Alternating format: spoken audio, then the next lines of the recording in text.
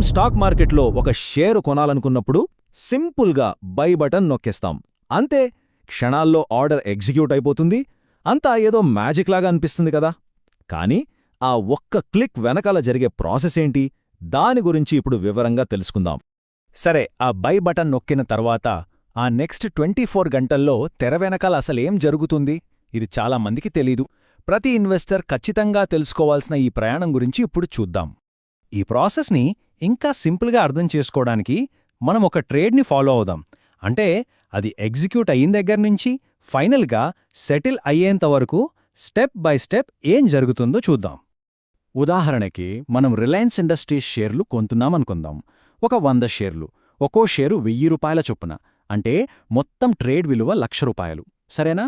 ఈ ట్రేడ్ని మనం ఇప్పుడు ఫాలో అవుదాం. ఓకే, ఇప్పుడు మన ట్రేడ్ ప్రయాణం ఎలా సాగుతుందో చూద్దాం. అంటే దాని టైం లైన్ అనమాట. ఇక్కడ మనం T+1 సెటిల్మెంట్ సైకిల్ గురించి మాట్లాడబోతున్నాం. ఈ T+1 సెటిల్మెంట్ టైం లైన్ను ఒకసారి చూద్దాం. ఇక్కడ T అంటే ట్రేడ్ డే, అంటే మనం ట్రేడ్ చేసిన రోజు. ఉదాహరణకు సోమవారం అనుకుందాం. ఆ రోజు ఏమవుతుందంటే మన ఆర్డర్ ఎగ్జిక్యూట్ అవుతుంది, మన అకౌంట్లో డబ్బులు బ్లాక్ అవుతాయి, మన బ్రోకర్ ఒక కాంట్రాక్ట్ నోట్ ఇస్తారు. కాంట్రాక్ట్ నోట్ అంటే సింపుల్గా చెప్పాలంటే ట్రేడ్ జరిగిందని చెప్పే ఒక అఫీషియల్ రసీదనమాట. ఇక T+1 డే అంటే సెటిల్మెంట్ రోజు, అంటే మరుసటి ట్రేడింగ్ రోజు, మంగళవారం. ఆ రోజు ఎక్స్చేంజ్ ట్రేడ్ని సెటిల్ చేస్తుంది. డబ్బులు బదిలీ అయిపోయి షేర్లు మన డీమ్యాట్ అకౌంట్కొచ్చేస్తాయి. సో టీ రోజున, అంటే ట్రేడ్ జరిగిన రోజు, మనం ఆర్డర్ పెట్టగానే బ్రోకర్ చేసే మొదటి పనేంటంటే మన ట్రేడింగ్ అకౌంట్లో సరిపడా డబ్బులున్నాయో లేదో చెక్ చేయడం. అంతా ఓకే అనుకుంటే ఛార్జీలతో కలిపి మొత్తం అమౌంట్ని వెంటనే బ్లాక్ చేసేస్తారు. ఇక్కడ ఛార్జీల విషయం చూస్తే చాలా ఆసక్తికరంగా ఉంటుంది. చాలామంది బ్రోకర్లు డెలివరీకి బ్రోకరేజ్ 0 అంటారు కదా, కానీ అది మాత్రమే కాదు. చూడండి, సెక్యూరిటీ ట్రాన్సాక్షన్ ఛార్జీలు, ఎక్స్చేంజ్ ట్రాన్సాక్షన్ ఛార్జీలు, జీఎస్టీ, సెబీ ఛార్జీలు, చివరికి స్టాంప్ డ్యూటీ, ఇవన్నీ ఉంటాయి. మన 1,00,000 రూపాయల ట్రేడ్కి దాదాపు 119 రూపాయల దాకా ఛార్జీలే పడుతున్నాయి.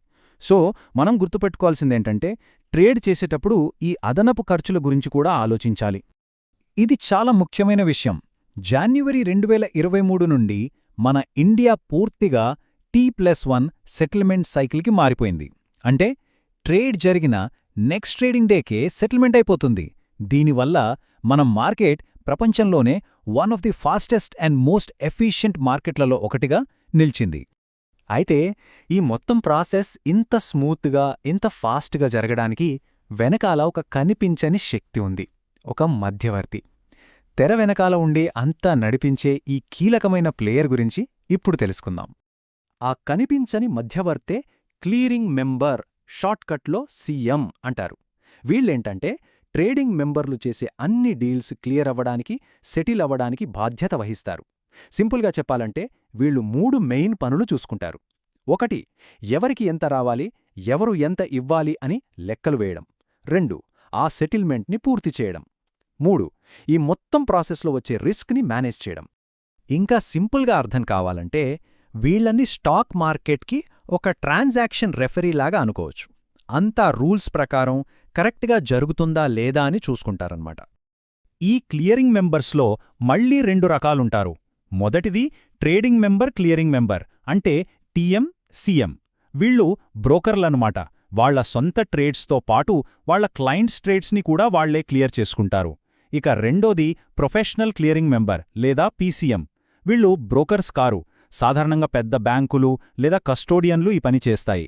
వీళ్ళు వేరే బ్రోకర్లకు క్లియరింగ్, సెటిల్మెంట్ సర్వీసులు అందిస్తారు. సరే, అంతా బానే ఉంది.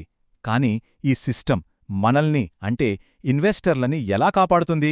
ఇది చాలా చాలా ముఖ్యమైన పాయింట్. మన పెట్టుబడుల సేఫ్టీ గురించి, రిస్క్ మేనేజ్మెంట్ గురించి ఇప్పుడు చూద్దాం. చాలామందికొచ్చే ఒక కామన్ డౌట్ ఏంటంటే, మనం షేర్లు అమ్మినప్పుడు అవి సెటిల్ అయ్యి డబ్బులు మన అకౌంట్లోకొచ్చే మధ్యలో ఆ షేర్లు ఎక్కడ ఉంటాయి? అసలవి సేఫ్గా ఉంటాయా? ఇక్కడే ఒక అద్భుతమైన మార్పు వచ్చింది. పాత పద్ధతిలో, అంటే 2022కు ముందెలా ఉండేదంటే, మనం షేర్లు అమ్మినప్పుడు అవి మన డీమ్యాట్ అకౌంట్ నుంచి బ్రోకర్ పూల్ అకౌంట్కి వెళ్లేవి. దీనివల్ల బ్రోకర్ వాటిని మిస్యూజ్ చేసే రిస్క్ ఉండేది. కానీ ఇప్పుడొచ్చిన కొత్త ఇయర్ మార్కింగ్ పద్ధతి ఒక గేమ్ చేంజర్ అని చెప్పొచ్చు. దీని ప్రకారం ఏమవుతుందంటే, మనం షేర్లు అమ్మినప్పుడు అవి మన సొంత డీమ్యాట్ అకౌంట్లోనే ఇయర్ మార్క్ చేయబడతాయి. అంటే ఒక రకంగా టెంపరరీగా లాక్ అవుతాయి. అవి మన అకౌంట్ నుంచి నేరుగా సెటిల్మెంట్ రోజున క్లియరింగ్ కార్పొరేషన్కి వెళ్తాయి. ఎంత సేఫ్ కదా! ఈ ఇయర్ మార్కింగ్ వల్ల మెయిన్ బెనిఫిట్ ఏంటంటే బ్రోకర్ మన సెక్యూరిటీలను దుర్వినియోగం చేసే ప్రమాదాన్ని ఇది పూర్తిగా తొలగిస్తుంది. ఇన్వెస్టర్ల సేఫ్టీ కోసం తీసుకొచ్చిన చాలా ముఖ్యమైన మార్పు ఇది. సరే, ఈ మొత్తం డిస్కషన్ని ముగించే ముందు మనం ఇప్పటివరకు తెలుసుకున్న ముఖ్యమైన పాయింట్స్ని ఒకసారి క్విక్గా చూసేద్దాం. ఓకే, ఈ ట్రేడ్ జర్నీలో మనం గుర్తుపెట్టుకోవాల్సిన కీలకమైన విషయాలేంటంటే: 1. ఇండియాలో అన్ని stock market trades T+1 basis మీద సెటిల్ అవుతాయి. 2. మనం షేర్లు కొంటే నెక్స్ట్ ట్రేడింగ్ డే ఎండ్ కల్లా మన డీమ్యాట్ అకౌంట్లోకి వచ్చేస్తాయి. 3. మనం షేర్లు అమ్మితే నెక్స్ట్ ట్రేడింగ్ డేకే డబ్బులు మన ట్రేడింగ్ అకౌంట్లోకి వచ్చేస్తాయి.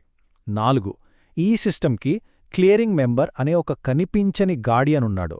ఇక 5వది, మన షేర్లు ఇయర్ మార్కింగ్ ప్రాసెస్ వల్ల ఫైనల్ సెటిల్మెంట్ అయ్యేంతవరకు మన అకౌంట్లోనే సేఫ్గా ఉంటాయి.